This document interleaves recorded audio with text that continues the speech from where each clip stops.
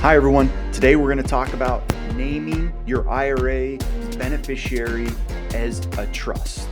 So here's what you need to know first as we dig into this. This is going to be a very complex podcast, but it's becoming more and more common that I'm getting asked this question about beneficiaries being the trust of your IRA or of your 401k.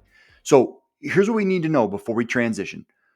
We do not get to automatically disregard the trust or the estate and set up an inherited IRA from any of those people, assuming that they are people that are the beneficiaries of the trust. In fact, you're going to have to establish a trust held or estate held inherited IRA. The trust or estate, or let's be more clear, the trustee of the trust or the executor of the estate is in charge of what happens with the inherited IRA. You need to remember that just because you have beneficiaries in the trust and you set the trust up as an IRA does not mean those beneficiaries are going to receive those funds directly. That's what we're going to talk about today. So, welcome back, everybody. This is the 37th episode of the Functional Retirement Podcast. I'm your host, Thatcher Taylor, owner and CEO of ProPath Financial. I'm a certified financial planner, and I'm glad to have you back in your classroom. People talk a lot about in our estate planning setting up the trust as the beneficiary of IRAs. And it seems very common that IRAs are the biggest assets that pass to heirs. Now, just remember, this is one of the hundreds of the elements that are a part of true-blooded comprehensive financial planning. If you ever want a more clear and purposeful path to and through retirement, contact me directly at the link in the show notes or go to propathfinancial.com to learn more, and make sure to like and subscribe and comment. So the first thing you need to do if you have some assets and you're worried about how they're going to be passed to your spouse or to their heirs, and they're specifically IRAs or 401ks, you have to consult a professional. I don't like to start here. I usually save this stuff towards the end, and I mean a professional as an estate planning attorney, because it is so complicated. Once you get past whether or not you're just going to name the beneficiaries of your IRA, the actual named beneficiaries, your children or your spouse, once you get past that and you start thinking about utilizing a trust, it becomes so complex.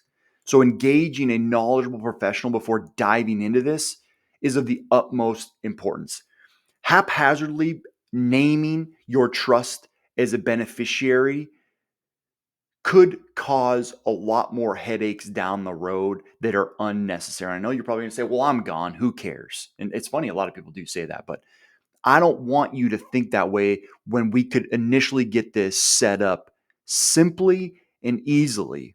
Because when you set these up, it's imperative to understand the concepts like titling of it, the taxes, the possibilities of the money being able to go to your spouse very simply, estate bypasses, payout rules. There's a whole bunch of intricacies that come into naming your trust as beneficiary. So here's where we need to start first. Let's assume you have an IRA and you have it titled the proper way. It's just your IRA, because on an IRA or 401k, there's only one owner. Then you have the beneficiary set up the normal way. Let's say you just did some proper estate planning. You got a spouse, and so your spouse is the primary beneficiary. And then let's say you have some children, and your children are the contingency beneficiaries. In this process, the IRA will pass to those beneficiaries by contract. The reason that matters is because this all happens outside of probate. As long as you have beneficiaries set up with your IRA in general, that IRA will not go through probate. So that's kind of step one. So if you're thinking about, oh, I want to set up a trust as my beneficiary in my IRA to avoid probate, you don't need to do that. If that's kind of your main goal, avoiding probate, you avoid the trust. Just set up the proper beneficiaries. When you pass away, your spouse has the option. She can either inherit it or she can assume it, in which if she assumes it, the IRA just becomes hers and she distributes it based on her required minimum distribution rules, based on her age and all these different types of things. So there's just a traditional passing to the spouse. But let's just say your primary beneficiaries are your children, or are some other people. It's not your spouse. In general, if you pass away after 2020, which if you're listening to this, you're going to pass away after 2020. And the reason I mention that is because they're very intricate rules. And basically in 2019, that was the death of the stretch IRA. And basically what that means is if you inherit an IRA, you have to follow basically a 10-year distribution period of time where you have to distribute the IRA within 10 years. It's no longer based on the inherited person's life expectancy. So if you're not a spouse, if you're an individual, a child or another family member, and you receive assets from a deceased in an IRA form, you're going to create an inherited IRA and you're going to distribute those assets within 10 years. That's passing by contract. Now, when a trust or an estate is named as beneficiary, then the trust or the estate is the beneficiary. It's not the beneficiaries. What that means is if you have beneficiaries set up on your trust and you pass the IRA to the trust, it doesn't mean that it's necessarily going to the children the same way that it would be set up traditionally of just having the children as the named beneficiaries. It means the trust is the beneficiary. The beneficiary is not the trust beneficiaries or the beneficiaries of the state. I can't harp on that enough. And sorry if I'm being very annoying about it, but I got to make it clear that it's the trust. So we don't get to automatically disregard how the trust or estate has set up the inheriting of the IRA for any of those people. So once the trust inherits the IRA, it's based on the trust rules, which is run by the trustee. So you have to make sure you trust the trustee to distribute that IRA in the name of the rules of the trust. That's what's very important. So if you're setting up the trust as the beneficiary, you have to make sure that there's clear guidelines and clear stipulations within the trust that the trustee can follow to distribute the IRA properly. Now, this can oftentimes get in the way by creating more work for the beneficiaries. For example, say a surviving spouse may want to simply do the assumption of the IRA. Like she wants to just take your IRA and put it in her own IRA or make the IRA her own. If the trust is the IRA beneficiary, she is now hit with a trust held account with trust language governing the usage of the assets and possibly a third party trustee, most likely if it's an irrevocable trust. If it's a jointly owned or a family trust, the spouse was a trustee, he or she. There are workarounds with this where the IRS does allow private letter rulings. They've given some private letter rulings allowing that money to still make it to the spouse very simply in her IRA. But again, more work. You're just creating more work. Okay, I think it's important to take a detour. We've talked initially about the complexity of this, but I think it's important to talk about some of the reasons that you would name a trust as a beneficiary. And you're actually going to use the trust as a beneficiary of your IRA because you have complexity in your life. You see what I mean? You see the differentiation? You don't want to, in a situation where you could use the easy method, just the traditional named beneficiary method, which is simple and easy, but then you use a trust to make it more complex.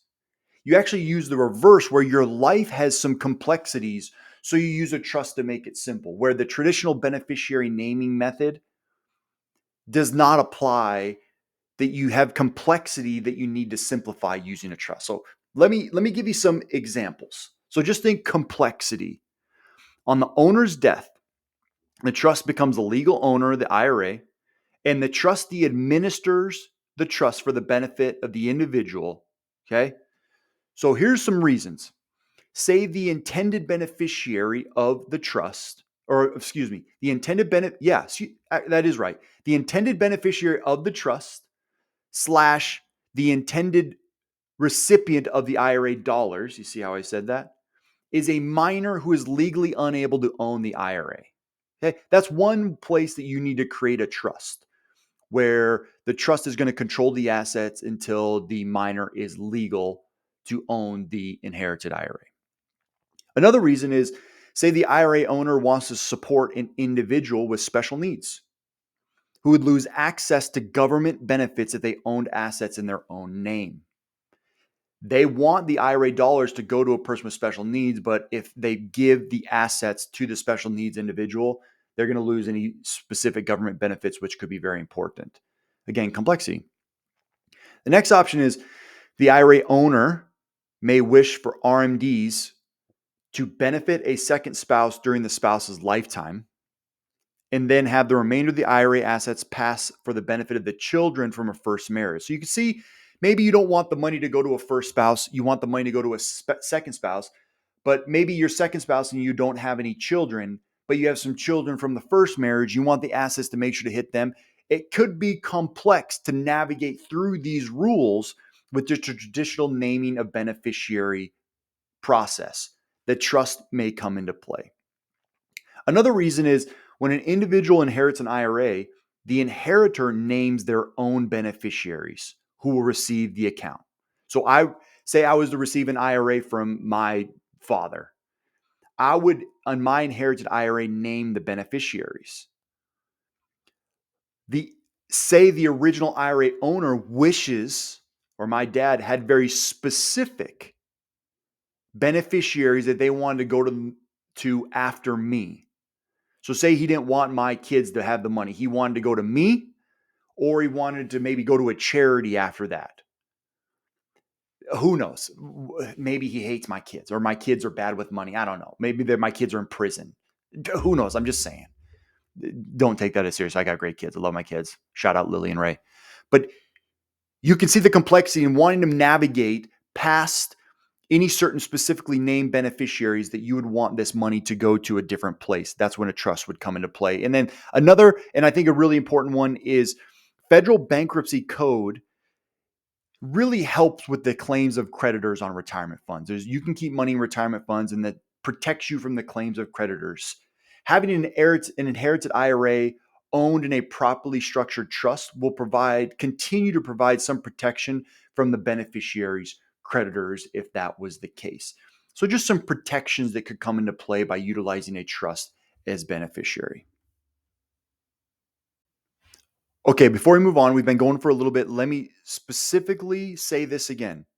Most of you are going to utilize a named beneficiary on your IRA. So at your custodian, whether it's Schwab, your client of mine, and you have Schwab, or whether you have Vanguard or Fidelity, or you're utilizing another advisor, if you have an IRA, you have the ability at the custodian that holds that IRA on your behalf to name a primary and contingent beneficiary.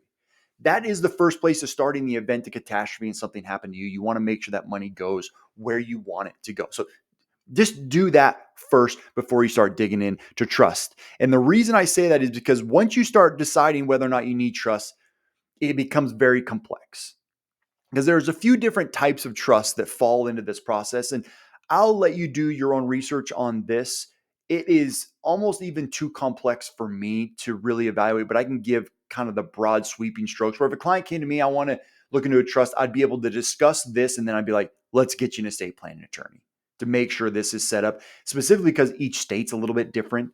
So we want to make sure that we're on the right track. But I mean, I can't know everything, but this is enough for me to evaluate, hey, we need to get a little bit more of a complex beneficiary situation. So first thing is a see-through trust. You have to have a see-through trust to be able to distribute and manage these properly. And there's some specific rules about having a see-through trust, a quote unquote see-through trust. The trust must be valid under state law. That's why I said an attorney, we got to create one in your specific state. The trust must be irrevocable or become irrevocable upon the death of the account holder. This is very important. The trust that you're going to set up for the beneficiary to handle these proper distribution methods is not just going to be a family trust, a revocable family or living trust. It's got to be a specific type of trust that needs to be built, and it's most likely going to be irrevocable. All of the trust's underlying beneficiaries must be identifiable as being eligible to be a designated beneficiary themselves. but pretty simple. And then the copy of the trust must be provided to the custodian by October 31st the following year after the account holder's death. So that's a proper see-through trust. Once you become a see-through trust, there's essentially two types of trusts. There's a conduit trust and there's an accumulation trust. They're both different, and you would have to work on deciding which one is going to be best for you. A conduit trust are designed to pay out all distributions, including required minimum distributions, to the trust beneficiaries, with the beneficiaries paying the income tax on the distributions. That's a conduit trust. So it goes through the trust and distributes the way the trust says, creating inherited IRAs for the beneficiaries, and they're distributed the proper way. Then there's the accumulation trust, where they differ from conduits in that they provide the trustee with discretion in determining whether to pay out or retain any distributions taken from the inherited IRA. It's a lot. It's complex. It's not just setting up the trust as the beneficiary and then having the trust clean it all up. It could seem like that at the end once it's all created, but there needs to be a strict evaluation process to make sure you find the right trust that fits your goals in your particular situation. So lastly, we're going to talk about trust taxes. It's often assumed that with a trust as IRA beneficiary, high tax rates will automatically apply. For comparison, in 2024, trusts reached the 37% tax bracket when taxable income exceeds $15,200. And that's for the estate or the trust. By contrast, if you're married and you're filing jointly, you don't hit the 37% bracket until your taxable income exceeds $731,000. But the high trust tax rate applies only when payouts from the trust held inherited IRA remain in the trust.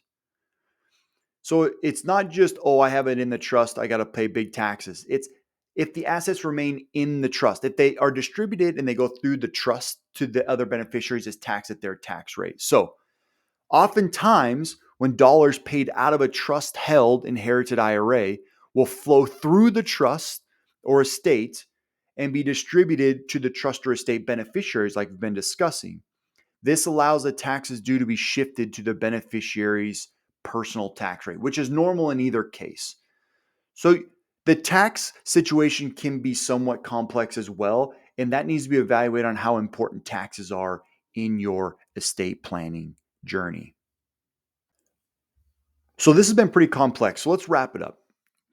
Using a trust as beneficiary is not necessarily necessary all the time. And in fact, it could make things more complicated unnecessarily. Sometimes you need to simplify a lot of this to make things work more smoothly. But on the other hand, utilizing a trust could actually make things more simple if your situation is already very complicated or you have very complicated requests on how you want all these assets to be distributed. So in doing this, there's always an evaluation process that needs to happen with good retirement planning and estate distribution strategies. It shouldn't be quick. It shouldn't be transactional. It should be really evaluated based on your entire financial picture and how you want these assets that you worked hard for to be distributed. It's really important that you set this up the right way. We could all pass away at any time. We do not want these assets to be locked in or go to the wrong place. That's what I think I want to end on here. The most important piece of this is we want your money to go to the places you want it to go. That's the evaluation process. Is I have this IRA, who do I want to have it? Regardless of the taxes and the RMD rules and the distribution rules, who do I want to have this money most? Who do I want to make sure receives these assets? That's what we have to set up. Sometimes it's as easy as just naming the people on the beneficiaries of your IRA at your custodian. Sometimes it's the creation of a trust.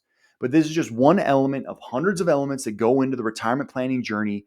If you have any questions, please make sure to reach out. And if you have any questions, you don't want to talk to an advisor, you already have an advisor, go to an estate planning attorney if your advisor hasn't already helped you with that. Thank you so much for listening. This has been a great episode 37 on what to do with IRAs and whether or not to name them as your trust as beneficiary. If you have any questions, make sure to reach out and we'll see you next week.